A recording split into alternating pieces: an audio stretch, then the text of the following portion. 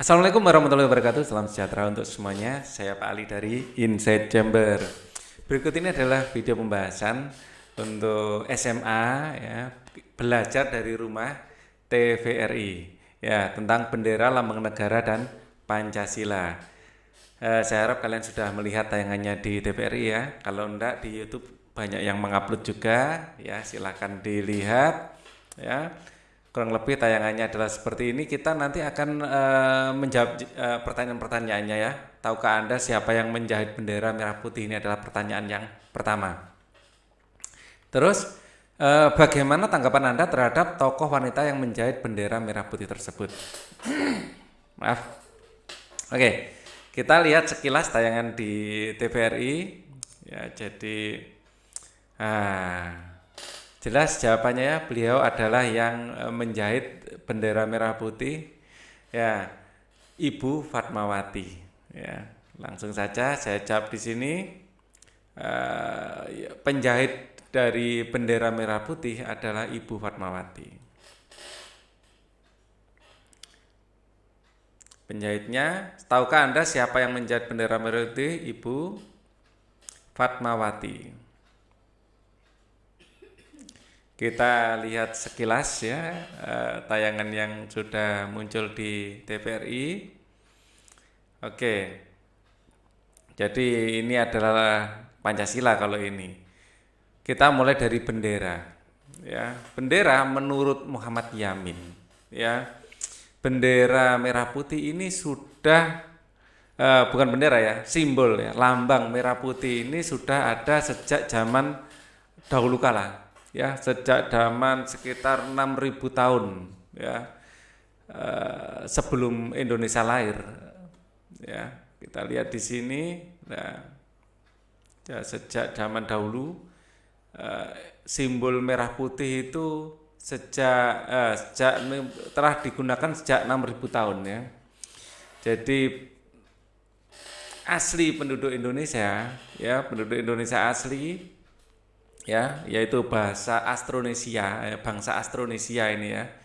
Jadi digunakan sejak bangsa Austronesia ya, digunakan sejak bangsa Austronesia.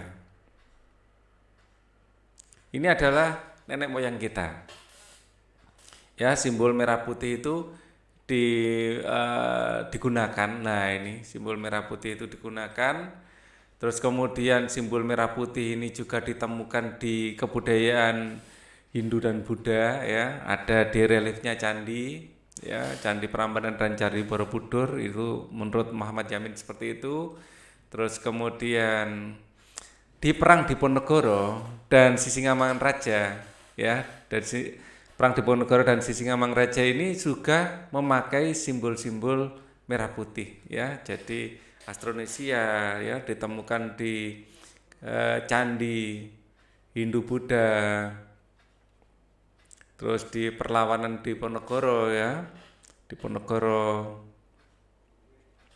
Terus kemudian ditemukan juga di Sisingamangaraja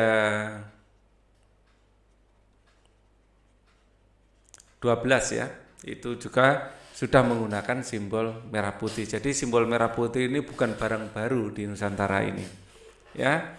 Kita lihat lagi nah, waktu kemerdekaan ya, dulu simbol merah putih ya ini juga dipakai di masa pergerakan ya. Di masa pergerakan itu sudah dilanjutkan di masa pergerakan ya. Jadi 1939 itu juga memakai bendera merah putih.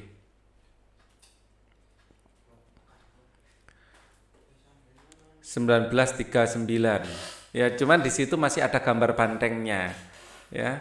Di sini masih ada gambar bantengnya, terus gambar bantengnya itu dihilangkan dari merah putih, jadilah seperti yang kita kenal seperti sekarang ya. Dihilangkan itu pada tahun 1939 ini ya. Jadi masa pergerakan sebelum 1939 ini sudah memakai bendera merah putih, dan pada 1939 ya, menurut kesepakatan itu dihilangkan gambar bantengnya, mungkin biar lebih sederhana ya. Nah, hilangkan gambar bandengnya. Jadilah bendera merah putih yang kita kenal. Terus pada masa kemerdekaan, ya, yang menjahit adalah Bu Fatmawati. Ya, oke. Jadi, bendera yang dijahit Bu Fatmawati itu kita sebut sebagai bendera pusaka yang disimpan di istana mana ini? Istana Bogor ya, Istana Merdeka yang disimpan di Istana Merdeka. Oke, bendera yang otentik, yang asli. Ya, terus bagaimana tanggapan Anda terhadap tokoh wanita yang menjahit bendera tersebut? Ya, tanggapan kita dari cerita tersebut ya, itu menunjukkan bahwa pengetahuan Bu Fatmawati itu tentang sejarah Nusantara sangat tinggi. Ya, Bu Fatmawati adalah tokoh yang benar-benar memahami ya, tokoh yang benar-benar memahami sejarah dan menghargai sejarah. Ya, dan menghargai sejarah. Sehingga tidak sembarang milih warna yang disukai, tapi pemilihan warna merah putih itu merupakan filosofi dasar yang sudah dimiliki nenek moyang. Jadi pilihan warna merah putih ini enggak asal ambil adanya di kamar apa enggak, ya benar-benar dipertimbangkan secara matang berdasarkan jejak sejarah yang ada di Nusantara. Ya itu yang dia adalah tokoh yang memahami dan menghargai sejarah dan itu dituangkan dalam bentuk bendera. Ini adalah hasil karya yang sampai sekarang kita simpan sebagai pusaka. Ya, kita sebut sebagai bendera pusaka. Itu adalah cerita sejarah tentang bendera ya. Mulai berarti intinya apa? Intinya merah putih ini adalah sudah menjadi kekayaan intelektual Indonesia sejak Indonesia sendiri belum lahir. Jadi kekayaan intelektual Nusantara ya sudah menjadi bagian dari jiwa patriotisme di Nusantara. Kemudian di segmen berikutnya kita akan membahas tentang tokoh-tokoh setelah peranan mereka sehingga negara Indonesia memiliki lambang negara. Di segmen berikutnya ini lebih ke lambang negara ya, Pancasila, Garuda Pancasila. Nah, di sini tokoh-tokoh yang terlibat ya di dalam ini pertanyaannya tadi ya. Nah, ini tokoh-tokoh yang terlibat dalam jadi dulu ya sebentar ya. Ini adalah ini. Dulu waktu Indonesia merdeka atau hampir mau merdeka, ya itu lambang belum punya. Ya. Setelah merdeka pun belum punya ya. Jadi 4 tahun setelah merdeka baru lambang negara ini diperintahkan untuk dibuat. Jadi pada tanggal 20 Desember 1949 ini Pak Soekarno sendiri ya sebagai presiden menunjuk Sultan Hamid II ya ini sebagai menteri ya menteri negara yang tidak memimpin departemen, menteri negara khusus untuk membuat lambang negara ya. Jadi dimulai pada tanggal berapa tadi? Tanggal 20 Desember 1949 ya, pada tanggal 20 Desember 1949 Presiden Soekarno menunjuk Sultan Hamid II ya, menunjuk Sultan Hamid II sebagai menteri negara. Presiden Soekarno menunjuk Sultan Hamid II ya untuk sebagai menteri negara khusus membuat lambang negara ya, menjadi menteri negara untuk membuat lambang negara. Nah, Kemudian kita swap lagi videonya. Ya. Akhirnya Sultan Hamid II membuat kepanitiaan, ya, panitia lambang negara yang diketuai adalah Muhammad Yamin. Jadi panitia ya membentuk panitia lambang negara dengan ketuanya adalah Muhammad Yamin. Ketuanya adalah Muhammad Yamin.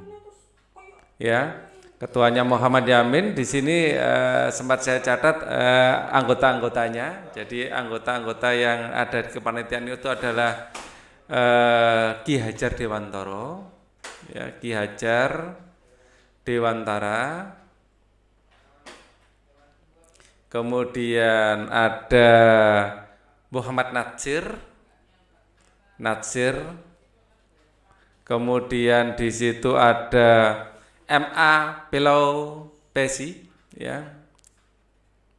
MA Peloupesi, kemudian ada Purbacaraka. Bukan Purwacaraka ya, Purba. Ini tulisannya ejaan lama. Ya. Kemudian dibuatlah sebuah sayembara. Ya. Nah, di sayembara itu ternyata juaranya adalah Sultan Hamid, ya. Kita lihat. Ya. Ini adalah panitia-panitianya. Oke. Nah, ini adalah rancangan pertama, masih kribo ya, rancangan pertama. Kemudian di sini adalah rancangan buatan Sultan Hamid dan ini adalah buatan Muhammad Yamin. Rancangannya Sultan Hamid lebih dipilih karena ini lebih dianggap masih ada mengandung nuansa Jepang, mengandung simbol-simbol Jepang. Ya, dan dalam pembuatan gambar ini Sultan Hamid dibantu oleh Ki Hajar Dewantara. Ya, dapat masukan menggambar burung Garuda itu dari Ki Hajar Dewantara. Ya, yang memberi masukan. Sultan Hamid II itu mendapat masukan dari Ki Hajar Dewantara, ya.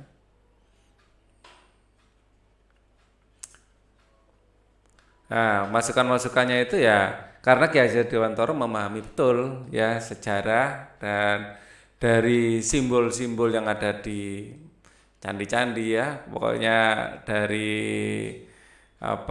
ini kan merupakan simbol-simbol yang tidak asing juga bagi kita. Ya, ini jadi simbol Universitas Airlangga juga ya. Ya kan? Garuda ini. Terus di negara-negara lain juga ada yang menggunakan simbol Garuda dengan perisai. Jadi sebagian juga terinspirasi dari negara lain. Ya. Kemudian pada tanggal 10 Februari ya ini dipilih ya rancangan Hamid diterima pemerintah. Ya, 10 Februari rancangan diterima pemerintah. 1950 ya. Februari 1950. Ya, jadi setahun setelah merdeka ya, belum setahun pas ya. Merdeka kan 17 Agustus 45. Jadi sudah berganti tahun. Kita belum punya lambang. Ya, ini lambang negara diterima. Cuman waktu diterima itu masih ada perbaikan. Jadi tokoh yang berpengaruh di sini kan tuliskan tokoh-tokoh serta peranan mereka ya. Jadi ini adalah sebagai panitia, terus Pak Karno ini ada 2 peran ya. Jadi peran pertama sebagai presiden yang memerintahkan pembuatan lambang negara, terus di endingnya di bagian awal dan di bagian akhirnya kembali Pak Karno ya. Ini mengkoreksi, menyempurnakan lebih cocoknya kembali menyempurnakan itu di bagian jambul dan kaki dan tulisan Bhinneka Tunggal Ika.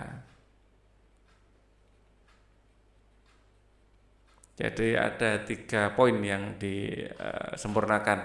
Kita lihat di sini terlihat bahwa dulunya masih belum ada jambulnya ya, masih belundus kepalanya ya. Kemudian disempurnakan dengan dikasih jambul ya oleh Pak Karno. Nah, di sini ada jambulnya, terus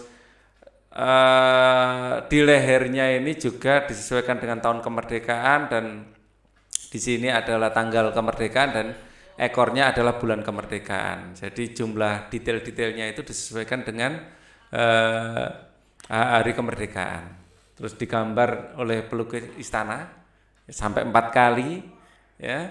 Baru kemudian jadilah lambang Garuda yang kita kenal sekarang ini.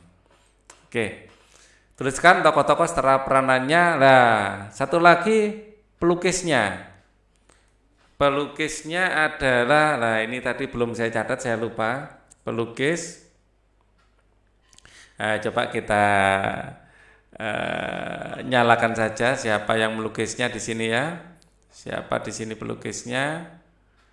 Nah, di segmen ini saya besarkan suaranya biar kita bisa dengar.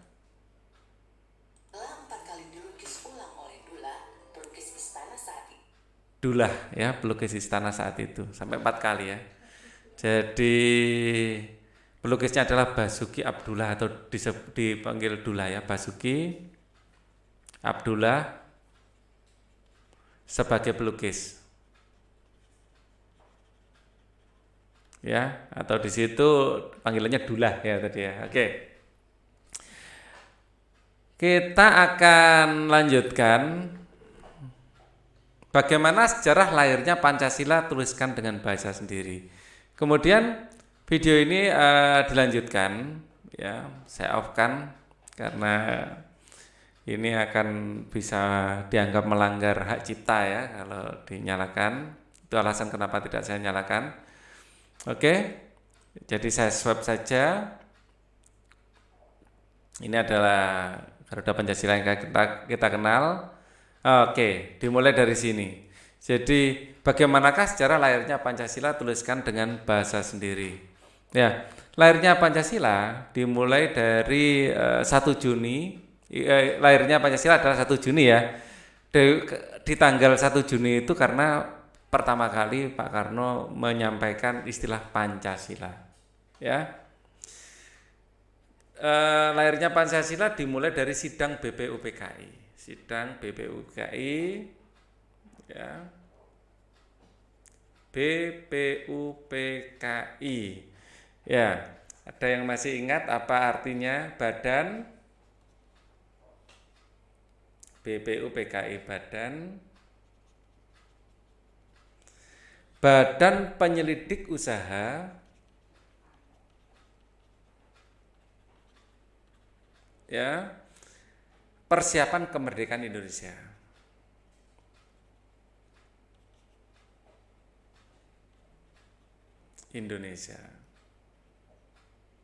Jadi dimulai dari ini ya.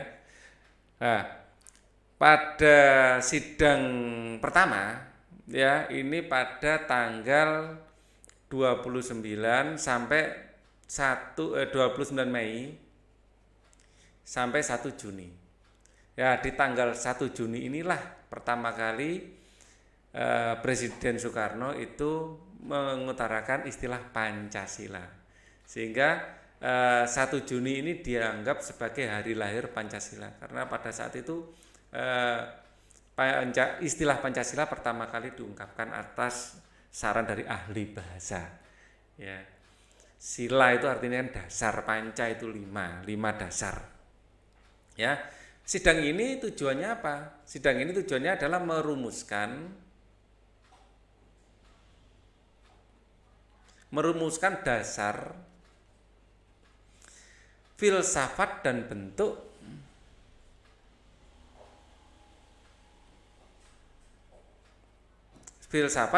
negara Indonesia merdeka.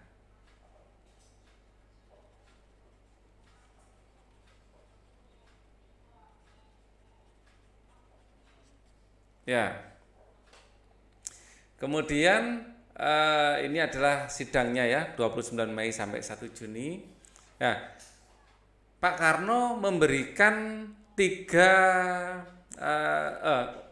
sebenarnya bukan hanya Pak Karno ya, ada Soekarno, ada Muhammad Yamin ya, dan Supomo yang mengutarakan pendapatnya sebagai dasar negara. Ya, cuman kalimat-kalimatnya yang paling mirip adalah mirip ya, yang buatan Pak Karno ya.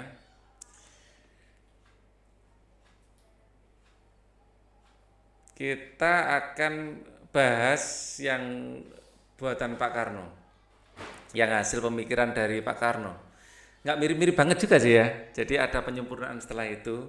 Sampai sila-silanya itu sudah menjiwai gitu loh. Ada 5 juga. Kebangsaan Indonesia.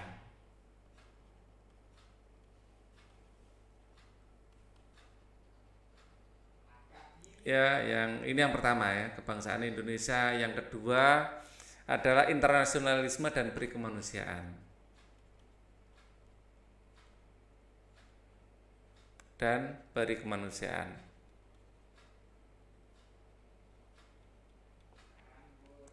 Kemudian ada mufakat dan demokrasi.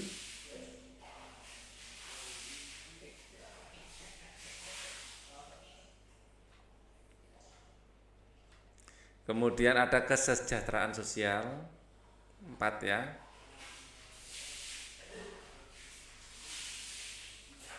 Yang lebih mirip itu buatan Pak Yamin mungkin ya. Saya agak lupa. Pak Yamin yang lebih mirip. Teman dari ketiga tokoh ini apa ya? Nilai-nilai yang diwakili itu sama. Ya. Kemudian ketuhanan yang Maha Esa yang terakhir.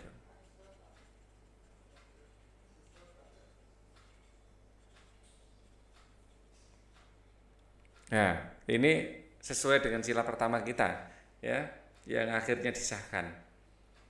Nah, kemudian sidang ini sebenarnya belum ada hasil. Cuman ada tiga pemikiran yang akhirnya digodok lagi oleh panitia 9 di sini. Ya, panitia kecil ya.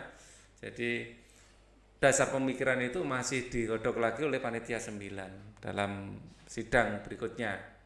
Ya, jadi panitia 9 itu ada siapa saja, ada Soekarno, panitia 9. Ya, ada Soekarno, ada Muhammad Hatta, pakai O ya, O ya. Terus kemudian ada Ahmad Subarjo,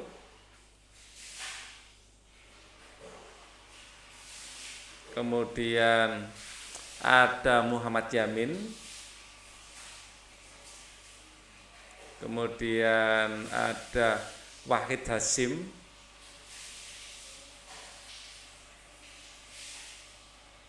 tulisannya nggak gitu ya, WACH. Nah gitu ya. Kemudian setelah Wahid Hasyim ada Abdul Kahar Muzakir,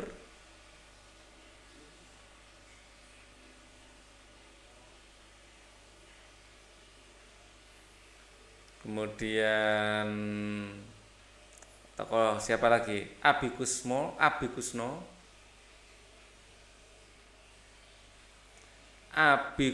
Cokro Sujoso. Terus kemudian ada Agus Salim, Kiai Haji Agus Salim.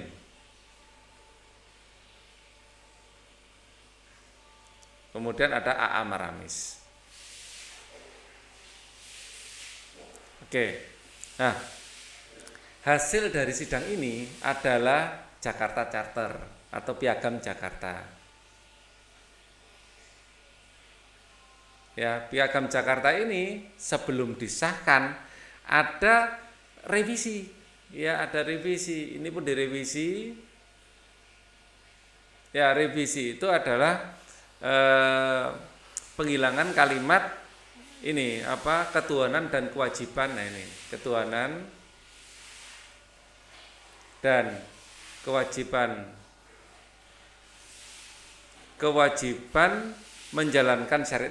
menjalankan syariat Islam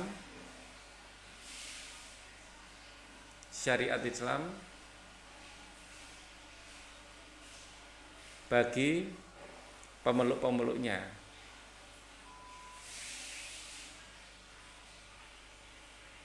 Nah ini diganti dengan kembali ke ide Pak Karno tadi, ketuhanan yang Maha Esa.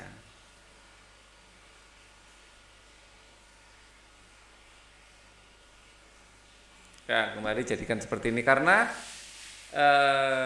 ingin menghilangkan kesan bahwa Indonesia ini negara Islam gitu.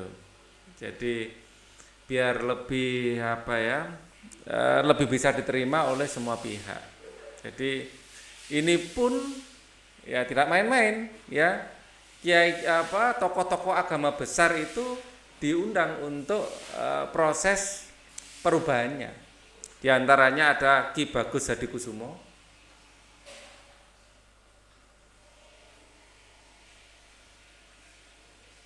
ya, kemudian ada Wahid Hasyim, ya, ini cikal bakalnya NU ya, kemudian Mr. Kasman Singodimedjo,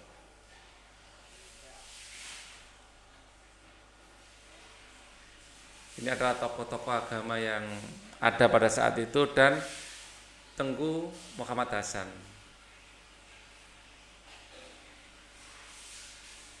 Ya, beliau-beliau ini mengizinkan ya atau setuju dengan perubahan sila dari ketuhanan dan kewajiban menjalankan syariat Islam bagi pemeluk-pemeluknya menjadi ketuhanan yang Maha Esa. Ya. Nah, selain mengesahkan Pancasila sebagai dasar negara, ya, sebagai lambang negara, ya, sidang PPKI 18 Agustus ini juga mengesahkan Undang-Undang Dasar 45. Ya. Ini disahkannya di sidang PPKI ya. Ini disahkannya di sidang PPKI. Ya. Disahkan di sidang PPKI bersamaan dengan disahkannya ya, disahkan jelek ya. Saya pakai warna lain aja. Disahkan di sidang PPKI ya 18 Agustus 1945. Ya, bersamaan dengan pengesahan UUD 45. Ya, selain Pancasila disahkan juga Undang-Undang Dasar 45.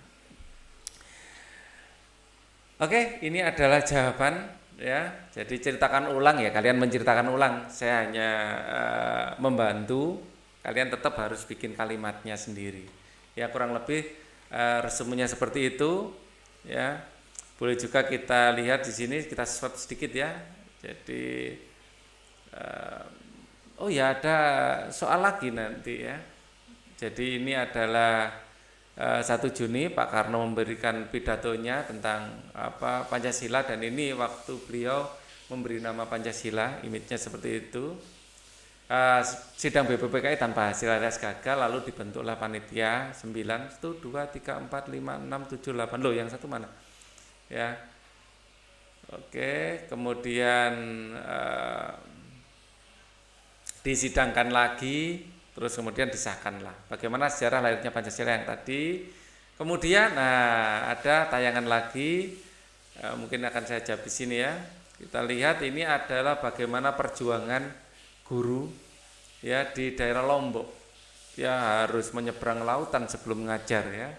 Menggunakan perahu cadik ya ini ya, perahu nelayan. Itu apa ya, pengabdian yang luar biasa. Ya. Itu pun masih harus naik motor ya baru sampai sekolah ya. Nah, dan selain kepala sekolah beliau juga mengajar di kelas 3 ya. Kenapa beliau mau mengajar? Nah, itu karena panggilan ya, ini panggilan jiwa. Kalau tidak saya siapa lagi ya. Namanya adalah Pak Namang ya, Pak Namang. Sungguh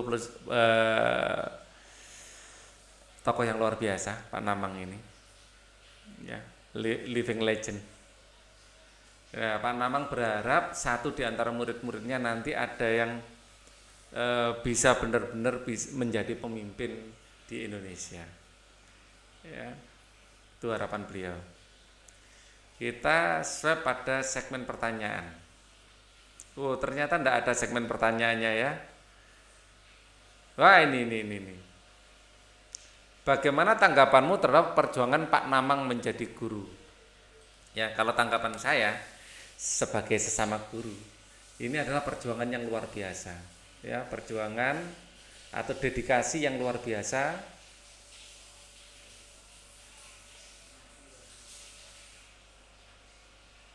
Ya, saya menyebutnya sebagai guru sejati. Ya, mungkin yang didapatkannya nggak terlalu besar, tapi menurut beliau tetap bisa melakukan seperti itu karena panggilan jiwa. Ya, dedikasi yang luar biasa menurut Pak Namang.